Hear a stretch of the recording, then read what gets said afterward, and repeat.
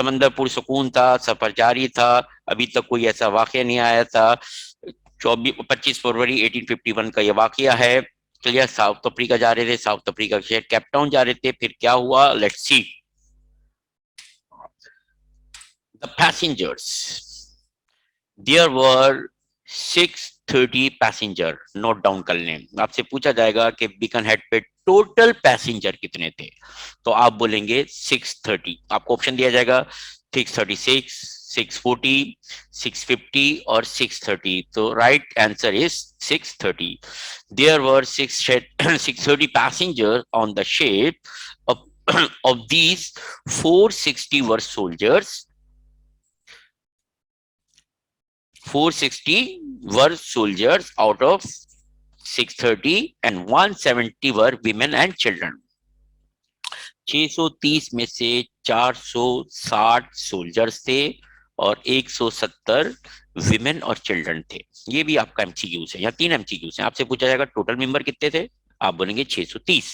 आप ये बोलेंगे कि सोल्जर्स कितने थे, सोल्जर्स तो प्लीज 630 नहीं लिख देगा, 460। आपसे पूछा जाएगा विमेन एंड चिल्ड्रन कितने थे, तो आप बोलेंगे 170। 170। अगर ये थोड़ी सी कंफ्यूजन हो जाए, 170 याद रखें और 630 याद रखें। टोटल पैसेंजर थे हमारे 330। और अगर आपसे पूछे सोल्जर्स कितने थे, उसमें से फौरन 170 माइनस करें तो आपको ये जवाब 460 आ जाएगा। कितने सोल्जर्स थे। अच्छा, फिर क्या हुआ। The soldiers were young and inexperienced, so were the few officers. Needless to say, they were not used to facing dangers. Soldier सारे इनएक्सपीरियंस थे, ना तजर्बेकार थे, कुछ ऑफिसर थे, कहने की जरूरत नहीं है कि वो भी इतने एक्सपीरियंस नहीं थे, यानी कि वो खतरात को फेस करने के आदी नहीं थे। अब हमें यहां तक पता चल गया कि बीकन हैट एक ट्रूप शिप थी, केप टाउन जा रही थी 630, उसमें पैसेंजर थे, उसमें 460 सोल्जर थे, 170 विमेन और चिल्ड्रन थे। आगे क्या हुआ, अभी तक कुछ नहीं हुआ था। लेट्स सी कब इनको ड्रिल करने की जरूरत पड़ गई। द हिडन रॉक, छुपा हुआ पहाड़ या पहाड़ी।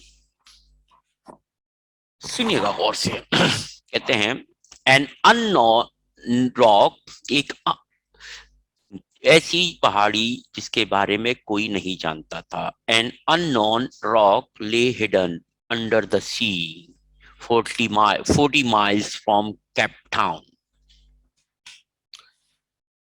40 माइल्स 40 मील दूर और 64 किलोमीटर, दोनों आपके पास एमसीक्यूज आ सकते हैं। वो किलोमीटर में भी पूछ सकता है और माइल्स में भी पूछ सकता है। तो अगर आपसे पूछा जाए कि ये हादसा केप टाउन से कितनी दूर पेश आया, अगर वो माइल्स में दें तो आप बोलेंगे 40 माइल्स, और अगर वो किलोमीटर में दें तो आप लिखेंगे 64 किलोमीटर फ्रॉम केप टाउन। भैया उम्मीद करता हूँ ये आपके एमसीक्यू समझ में आ गया होगा।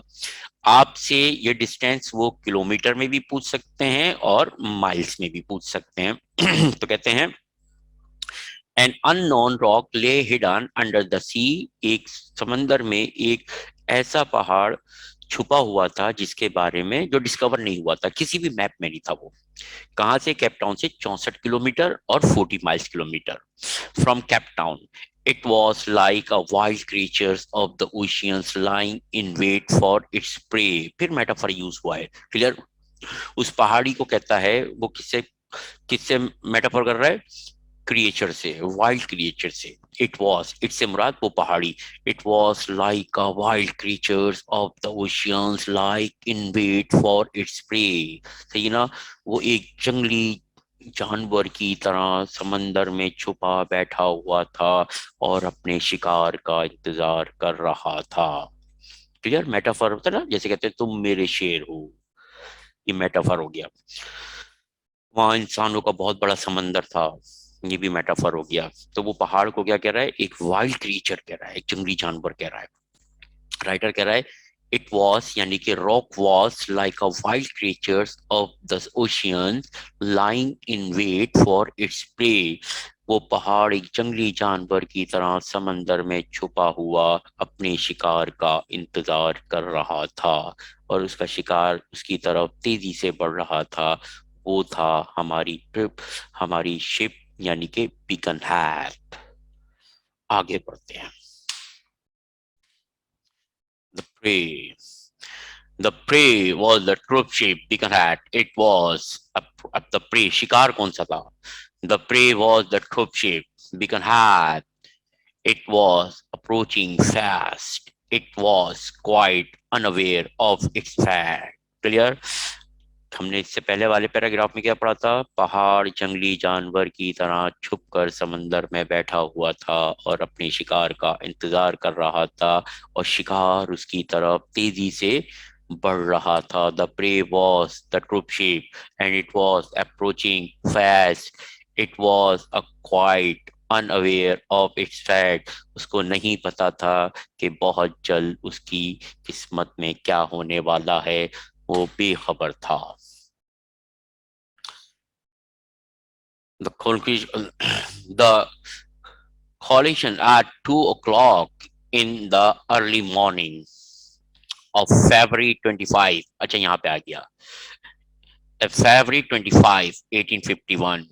अच्छा, यहाँ पे दो एमसीक्यूज हैं आपके कि ये वाकया कब आया। सुबह के 2 बजे। सही है।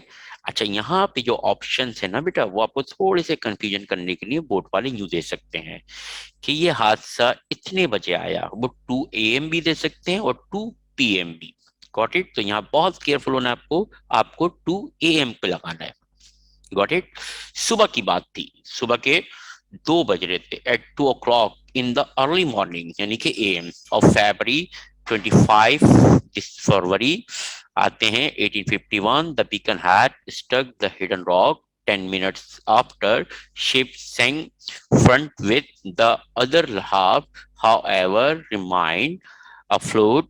Worst of all, only 3 of the survival lifeboats were left in a useful conditions। अच्छा, इस लाइन को कह रहा है कि 25 फरवरी को ये हादसा पेश आया कि बीकन हेड जाके उस पहाड़ से टकराया और जाके अटक गया, यानी कि बीच का हिस्सा जाके पहाड़ से अटक गया।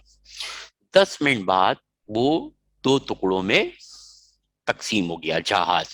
अच्छा, फ्रंट का जो हिस्सा था वो डूब गया। The other half however remained afloat, लेकिन पिछला हिस्सा तैर रहा था। Worst of all, only 3 of the survival lifeboats were left in a useful conditions। अच्छा, ये लाइन क्या कह रही है? अब हमारे ध्यान में ये रखना चाहिए कि बीकन हैड पहाड़ से टकराया, 10 मिनट तक वो अटका रहा, यानी कि पहाड़ से अटका रहा, अगला हिस्सा डूब गया। अब हर बड़े जहाज में लाइफ बोट्स होती हैं। लाइफ बोट्स होती हैं कि in case of any emergency, any dangers, passenger could use life boats. लेकिन वहां पर सिर्फ 3 लाइफ बोट्स बची थी।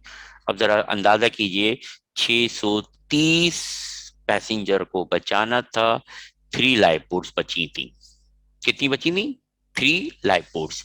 तो इस पैराग्राफ में आपके 2 MCQs हैं। पहला कि ये वाकया कितने बजे आया, तो ये आया रात के 2 बजे। Okay, AM। फिर आपसे पूछा जाएगा कितनी लाइफ बोट्स बची थी, तो आप बोलेंगे 3। Got it? अंडरलाइन कर लें आपसे। ये आपका बोर्ड में दोनों MCQs आ चुके हैं कि कितने बजे आया, 2 बजे आया। 25 फरवरी को हम पहले डिस्कस कर चुके हैं, 1851 को। ये भी आपका MCQs है। कितनी सर्वाइवल लाइफ बोट्स बची थी? सिर्फ 3। Got it? 3 बची थी। आगे बढ़ते हैं, फिर क्या हुआ? अब 600